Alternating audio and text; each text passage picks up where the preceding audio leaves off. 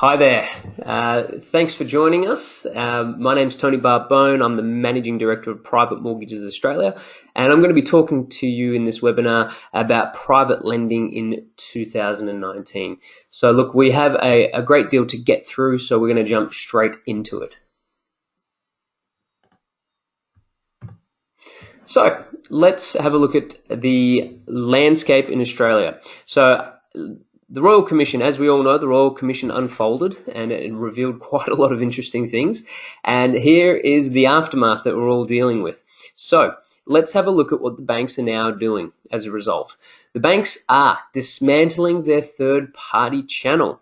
They aren't focused on building their broker channels anymore. They are focused on dealing direct with their clients. Okay, this means that they are actively seeking new clients, but they are chasing good quality, great quality, vanilla type clients, which means that anyone who doesn't fall within that category, they're not really looking to help at all. So the other thing that they're doing is the banks are maintaining the strict serviceability tests. So APRA has reduced the pressure that it's put on banks. So APRA stepped back now and it's unwound those types of the parameters that they put onto the banks, which was the growth of they couldn't grow more than 10%, their investor loan books, and the strict serviceability tests. Now, APRA has unwound that. However, in light of the Royal Commission, the banks now take the view that they need to be considered prudent lenders, and therefore they're maintaining their strict serviceability tests. Okay, so what this means is that it is still just as difficult to secure funding from a bank given the strict serviceability tests. Okay. The other thing worth considering is that the banks aren't lending to developers. They are, but they're only lending to a very, very few good quality developers, which means that more often than not, developers can't get bank funding or they can't get it to the certain levels that they used to get it from the banks.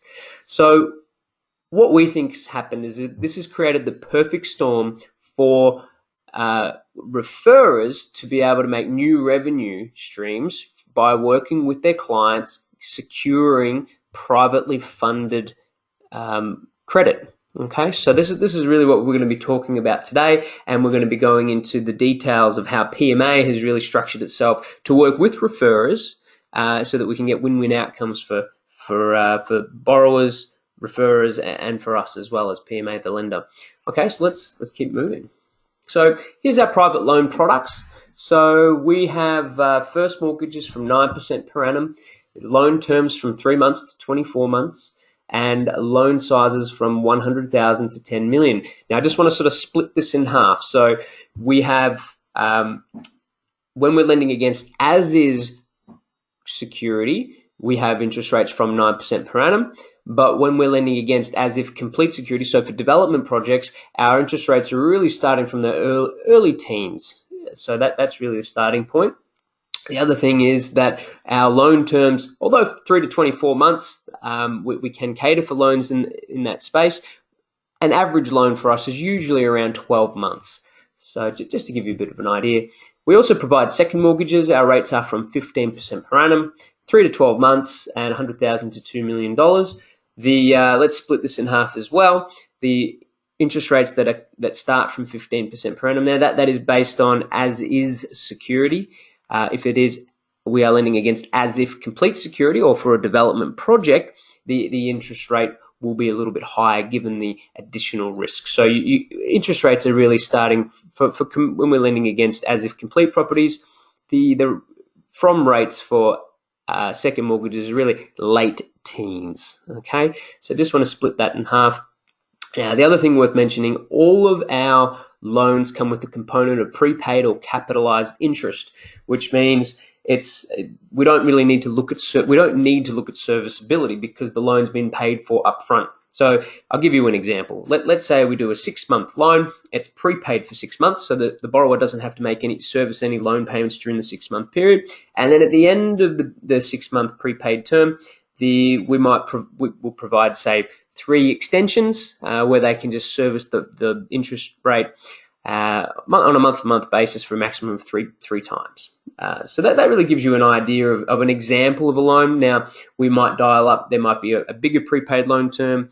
There could be, longer extended period. It really just boils down to, what's going to work for everyone, and we all agree up front what's going to make sense. So let's have a look at the way that we assess a deal, which is a big part of it is looking at the loan to value ratios.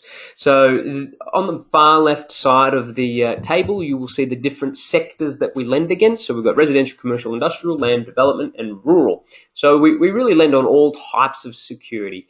The maximum column there says that this is the firm limit. We cannot exceed this maximum amount. It's just not possible for us to do it under our trust fund constitutions, so that's worth bearing in mind. And now we have the other remaining columns there. That's category 1 through 4. Well, what these are our target loan to value ratios, and these are all based on the Genworth postcode suburb profiles. So Genworth is one of the mortgage insurers in Australia, and what they've done is they've gone around and they've worked out the population for all the different suburbs in Australia. So they've been categorized between 1 and 4. So category 1 is you're talking major metropolitan areas and the surrounding suburbs. So just think places like Greater Melbourne, Greater Sydney, Greater Brisbane. Then category 2, that is a large regional town. So think Orange, New South Wales. Think other coastal locations as well.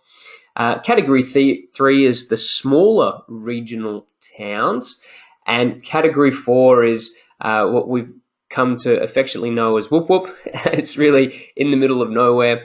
A lot of this property in these locations have some sort of primary production or rural zoning type of property associated with them, and there's not a great deal of population in these towns at all. So the way that we look at it is it just needs to make sense. If someone's looking to borrow, 80% LVR against a category 4 farm, that's not going to make sense to us. So it exceeds our maximum there. That doesn't make sense. However, if someone's looking to borrow, 80% on a residential property in, one of the suburbs of Melbourne, that makes sense. We could potentially go up to a maximum LVR of 80%.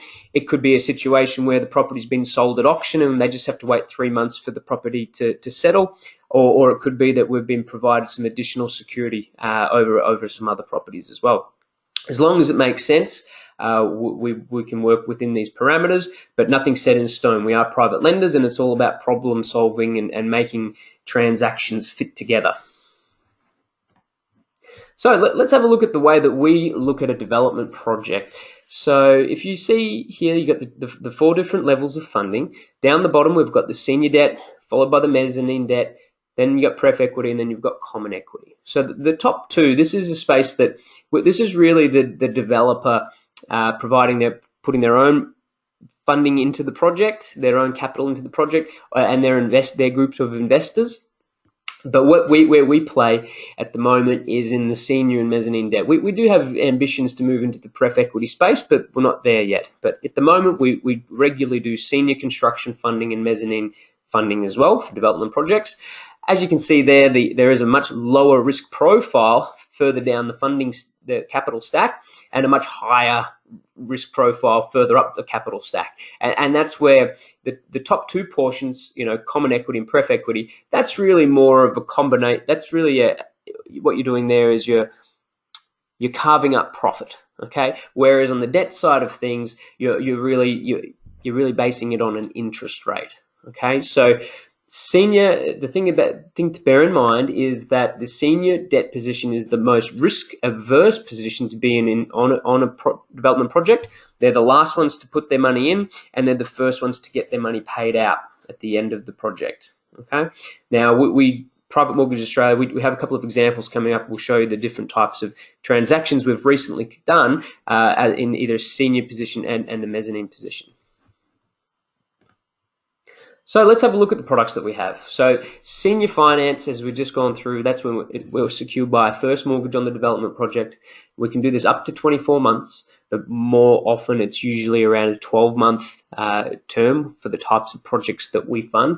And we have a firm limit of 70% LVR on the gross realization value of a project exclusive of GST. Okay, now that's really the firm limit. We're always very much keen to work within our targets for a particular postcode category, but that is the limit that we can go up to. So mezzanine finance, it's secured by a second mortgage on a development site or project. This can be anywhere up to 24 months. More often than not, it's around 12 months, just the type of projects that we fund. And again, it's 70% of the gross realization value excluding GST.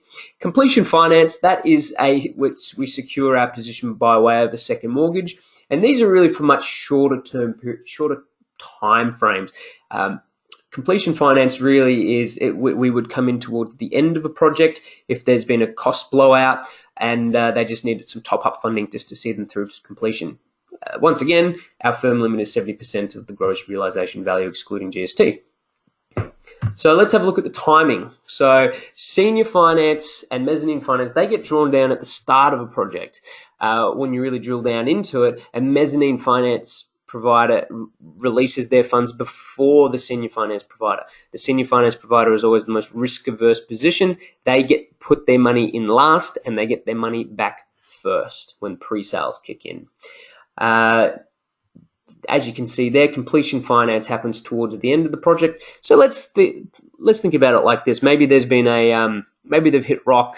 Maybe they've had a cost blowout of some description. Maybe they've had a variation under the building contract, and they've had to use up the contingency allowance that was there that the construction finance provider had on hand. But they've used up the contingency allowance and they're not able to get any further funding from the senior finance provider. So therefore, what they need to do is they need to bring in a completion finance, bring us in, sort of 3 to 6 months out from completion of the project. It's worth noting as well that if we wouldn't sit third place. So if there's an existing mezzanine finance provider on the project, we wouldn't be able to sit behind them. We would have to either take them out and provide the additional funding, but usually we just see that there's just a senior finance provider, and we can quite easily then just come in as the completion finance provider. But then again, it could be a combination of using the current project as security, or we take some additional security outside of the project if we had to do something like take out a mezzanine finance provider to come in to secure our interests on the project. So let's go through some case studies now. So here's a recent transaction we did. Really interesting one. So the developers were already developing a 7-lot subdivision in Langwarrin in Victoria. They had an opportunity to purchase the adjoining site. So they'd already done quite a lot of the civil works for the 7 lots that they were currently working on. So the opportunity came up to buy the neighbour's property. It already had a DA on it for 2 lots, but what they did is they went back to council. They put it under contract, and then they went back to council, and then they got it upgraded to creating 3 lots. They then sold 2 of those 3 lots, but then they had some time pressure from the vendor. They needed to settle immediately. So because this project was actually quite advanced, we were able to do like a split or combination type facility where we settled on the land value. So we effectively put together a land bank transaction with senior construction funding as well.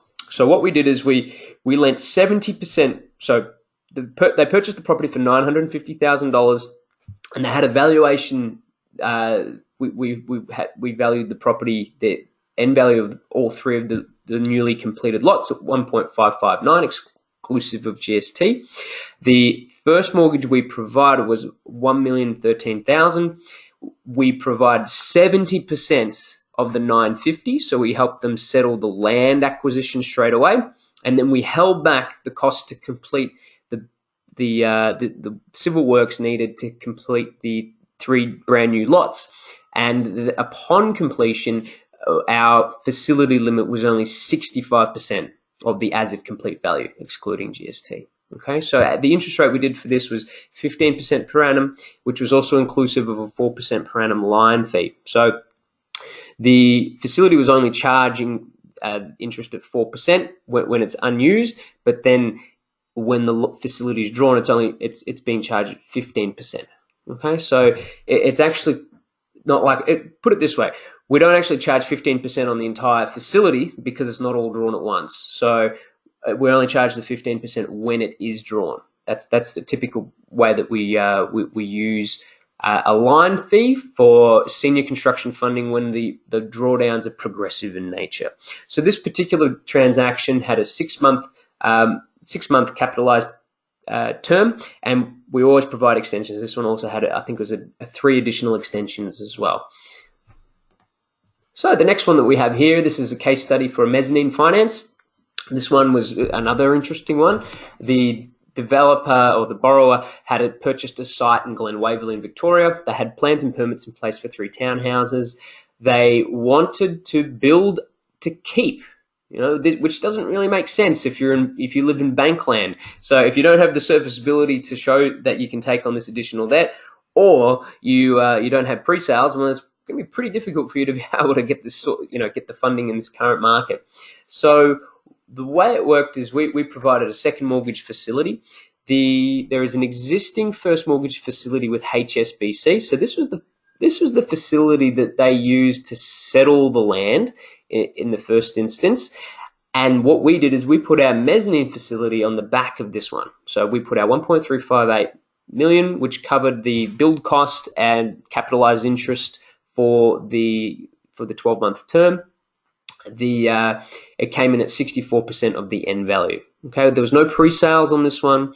They wanted to keep all 3 of the townhouses. 12-month term plus extensions. Okay, so yes, the interest rate, as I said, we're sort of looking at early 2s, so 23.4% per annum. But also worth mentioning on this one is we did have a line fee, which was charged on the unused portion of the facility. Okay, so it's not like we were charging 23% on the entire facility all at once. This one was quite progressive in nature, so therefore we did use a line fee. And look, we've had a really great outcome with this project. The developer, they have a very big, strong pipeline of transactions coming up. And we've had a really great outcome. We will be invited to quote on some future projects for them, and our referrer made a fantastic referral fee for doing very little work on their part. So we rolled up our sleeves and did all the hard yards. So yeah, really good transaction, good win-win outcome for the borrower, the referrer, and for PMA as well. So here's another one. This is a case study. This is of completion finance. So this was a development site, 3 townhouse development site in Altona North in Victoria. Had 2 pre-sales.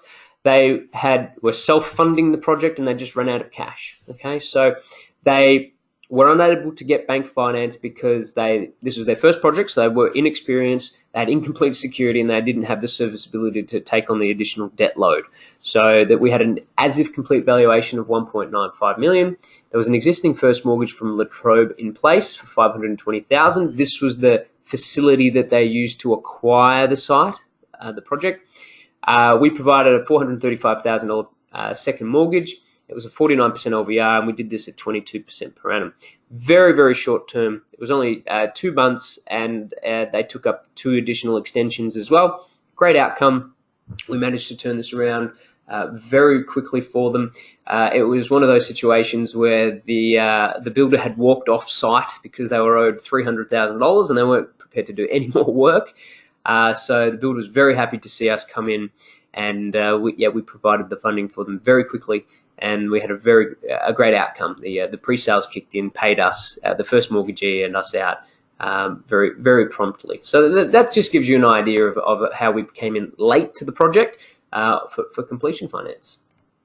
So let's have a look now at our fees and charges and the way our referrers can make fees as well. So we work on a tiered system. So the lower the loan amount, the higher the approval fee. The higher the loan amount, the lower the approval fee. So more often than most of the time, we're paying between sort of 0.5% to 1% for the referral fee. Just depends on the size of the loan.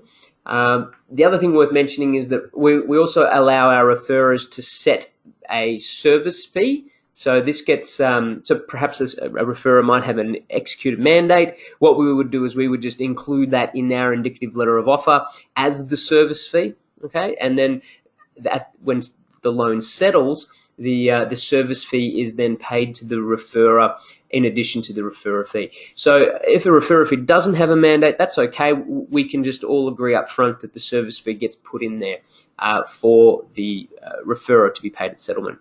In terms of other out-of-pocket expenses, so we stand by having very, very low out-of-pocket expenses. So for the assessment fee that we charge upon acceptance of our indicative letter of offer is between $550 and $770 inclusive of GST, and this is based on complexity. You know, if you've got a single property with a single company borrower and a single one director, then it's going to be on the lower side of $550. If you've got multiple properties and multiple companies and multiple individuals involved, it's going to be a little bit more expensive for us to conduct our searches, but we cap it at $770. Okay.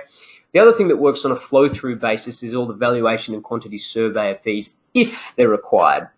And if we're doing development, we will need a valuation and a quantity surveyor report.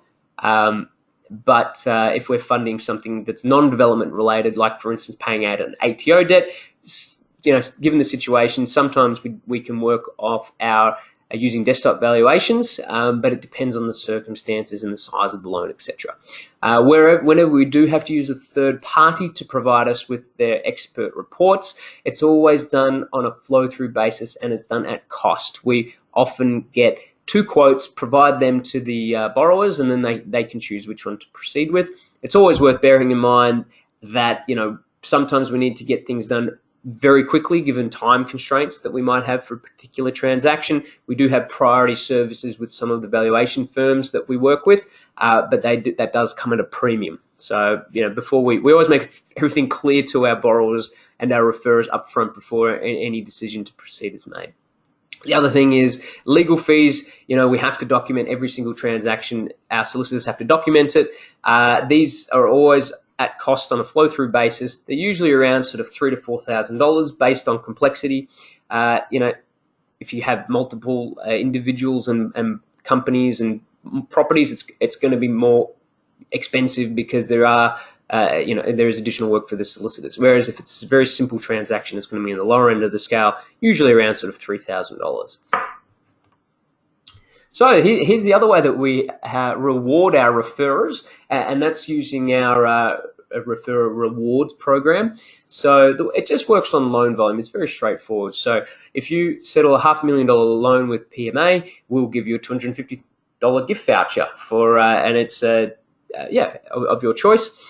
We have a few different options to choose from, which are noted on our website.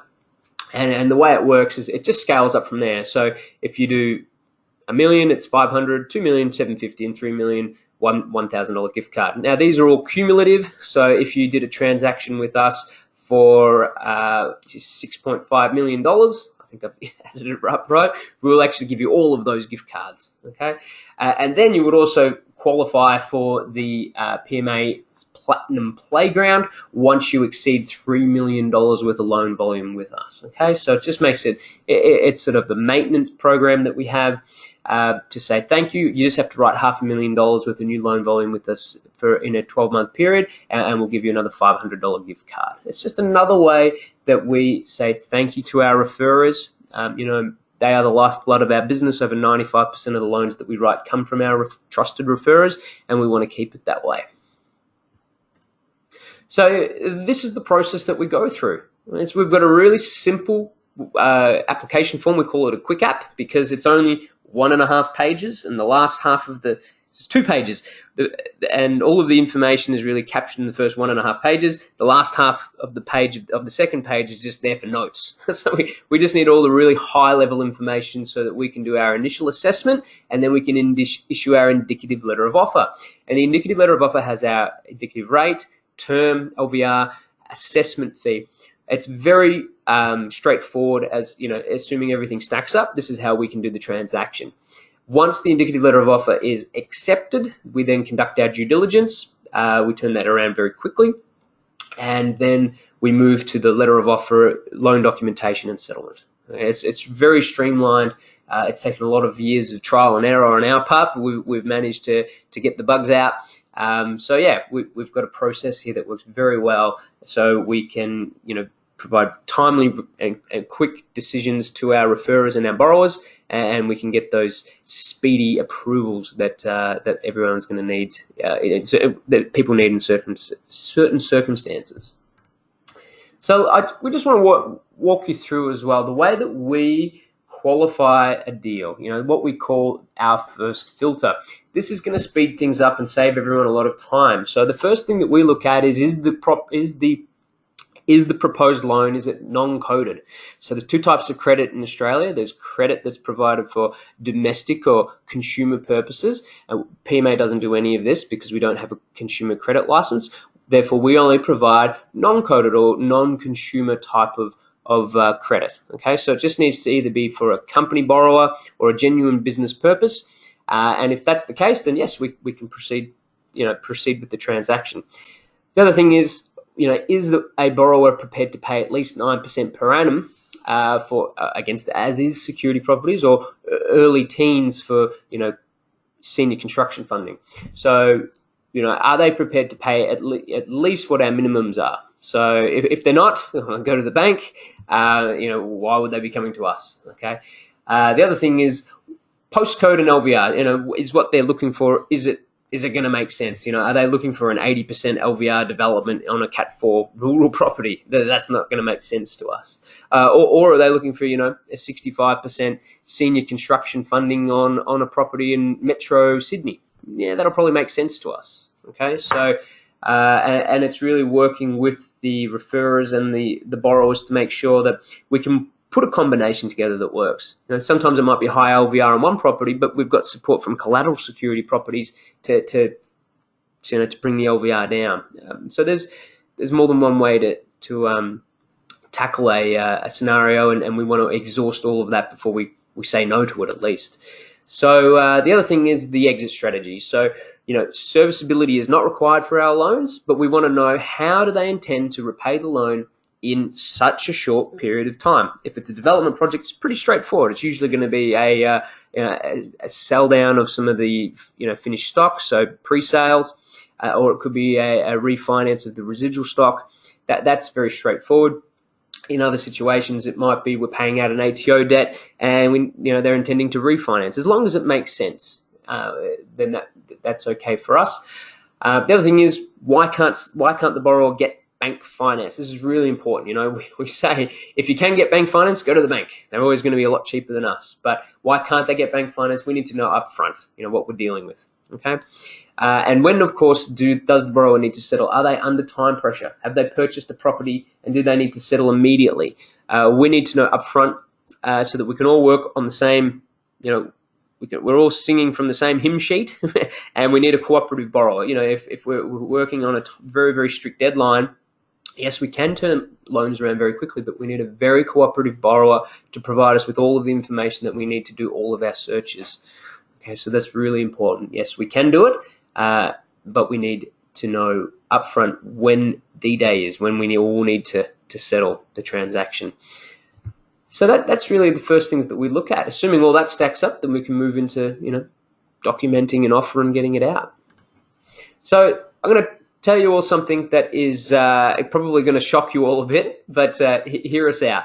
At PMA, we say that interest rates are irrelevant. I know everyone is hell-bent on getting the best, cheapest interest rate for their borrower. We think that interest rates are irrelevant when you're looking at the total cost of taking on a loan. Okay, so here's an example. This is the one that the completion finance transaction we looked at earlier. So we provide a $435,000 second mortgage to complete the development project for them. Interest was $16,000. Approval fee was $15,000, and the legal fees was $2,700. Okay, so it's going to cost them. It cost them $34,000. Let's have a quick look at this is just the back of an envelope feasibility analysis, but let's have a look. So this will paint a picture for you. Gross realization value of the project is $1.95 million. They purchased the site for $650,000. They had $35,000 in stamp duty. They had a build cost of $650,000, and let's just lump in the agent, counsel cost, holding cost of $115,000. So total cost is 1.45, gross profit of $500,000. Now, this is how we got our referrer to explain our quote to the borrowers. Okay, now to complete the project and come with PMA, it's going to cost you 7% of the profit, which is $34,000. Or if they were to go off and get a joint venture partner, think back to pref equity, common equity. If they went off to go get a joint venture partner, it's going to cost them between 25 and 50% of the profit. Now, it makes it pretty straightforward. What's going to make sense to the client? Obviously going for the cheaper option of $34,000 when compared to joint venture funding, it's going to be the much better outcome for the borrower, and that's what they chose to go with, and we assisted and we provide, turned it all around very quickly for them. So here's our specialties. We specialize in urgent funding. This could be there's a whole bunch of situations that require urgent funding.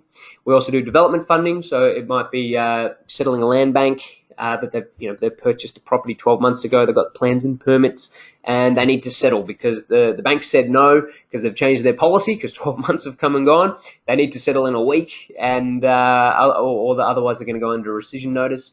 We can move in those circumstances if we have a very cooperative borrower. We can do senior construction, mezzanine funding, or completion finance. We also do asset lending, purely looking at the asset value of the value of the assets provided as security. We don't look at serviceability, but we're very keen on the exit strategy. We provide we can pay out ATO debts. It happens all too often where the ATO's provided a payment plan for one debt, but then another one crops up and they're not prepared to provide another payment plan, so that they need to move very quickly and get it all paid out. And then the accountant catches up a few months later with the financials and they can do a refinance. So paying out existing caveat loans, there are other other short-term lenders out there that specialize in 24, 48-hour loans, but they're very expensive. We're looking at rates from 4% per calendar month. And when these loans expire, they convert to sort of 10% per calendar month. Very expensive stuff. So we have one example comes to mind. We paid out an existing caveat loan with our second mortgage product, and I think they were paying like early twos, sort of around 20% per annum, but we were paying out a loan that had expired, so we were paying out a loan at 140% per annum. So even if it was a very short period of time, for only a couple of months, they saved an enormous amount of money by refinancing to us. Valuation, not contract price, paying out a business partner, urgent business opportunity, and credit impaired. Look, they all speak for themselves, and we can help in all those situations.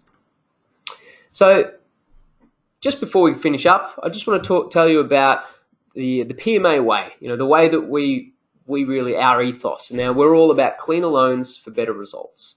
So what this means is that we have low upfront assessment fees on our indicative letter of offer, $550 to $770, capped at $770. We have no charging clause in our indicative letter of offer, and we have no cancellation fees in our indicative letter of offer.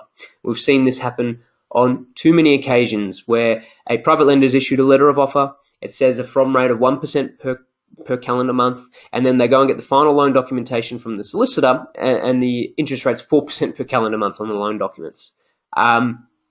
If the borrower withdrew at that period in time, then the lender has effectively cancelled the loan, and they put a caveat on the property and they hold the property to ransom. Now, it's a big difference expecting 1% per calendar month and getting loan documents that say 4% per calendar month. So we specify the indicative letter in the indicative letter of offer, the assessment fee, the indicative rate.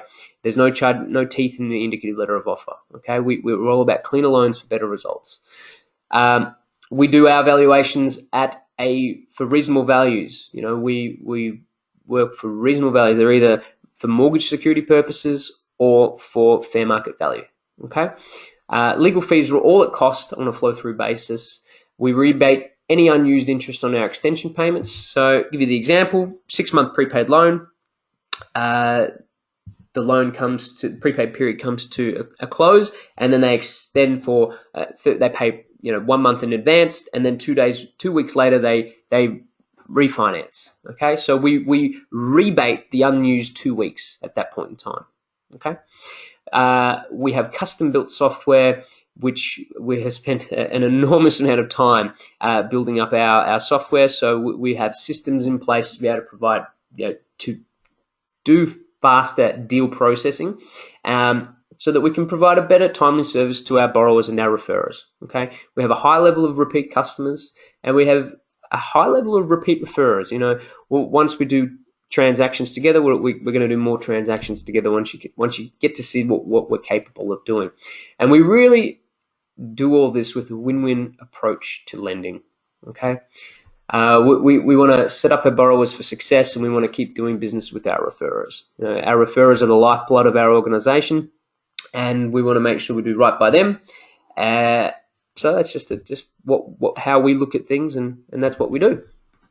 So if you have any questions or specific scenarios, I'm just mindful of the time. I think we have gone over, so we will cut it there. If you do have any specific scenarios or questions, please reach out to Shanta Lobo. Shanta, she has a wealth of knowledge. She's been in banking for over 20 years.